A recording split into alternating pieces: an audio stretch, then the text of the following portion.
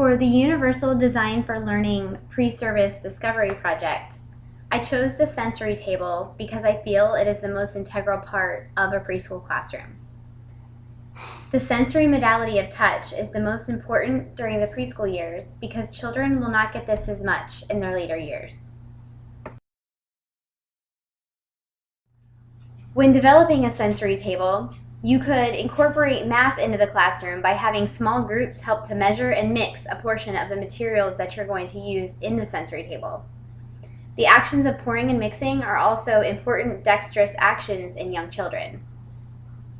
There are 3 principles that I use when developing my sensory table. The first is that it provides options for perception. The second is that it provides options for language, mathematical expressions, and symbols. And the third is that a sensory table provides options for comprehension.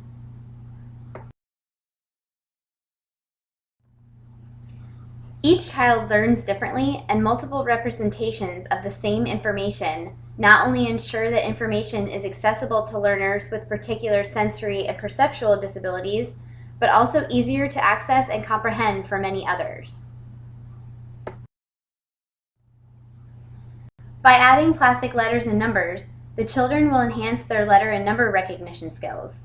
For higher level learners, they can spell out simple words.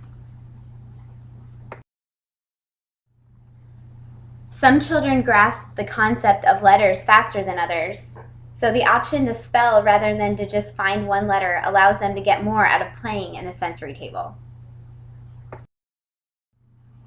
You can incorporate the sensory table into your classroom by asking yourself these 3 questions. What season is it? For example, in the winter, you could use fake snow, and in the summer, you could use kinetic sand. What themes are you currently covering? Are you talking about dinosaurs or zoo animals? You could add these plastic animals to your sensory table. What aspect of curriculum do you want to focus on? Do you want to focus on letters or numbers? You could also add these plastic letters or numbers to your sensory table. Some modifications of the sensory table that you can make are to encourage the use of tools, such as shovels for picking up materials, sifters for going through materials to find objects, tongs to pick up the objects, and you can also use magnets to pick up the plastic letters and numbers that are magnetic in the materials. It is also very important to allow free access to a sink or a bathroom for a quick cleanup. Sensory play contributes in crucial ways to brain development. Stimulating the senses sends signals to children's brains that help to strengthen neural pathways important for all types of learning.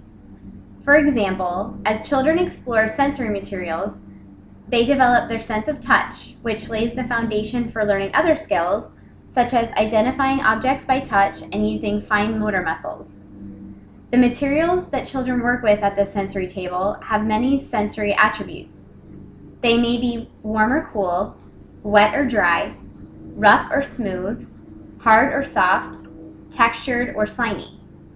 Discovering and differentiating these characteristics is a first step in classification or sorting, an important part of a young child's learning and discovery. This is what preschool is all about.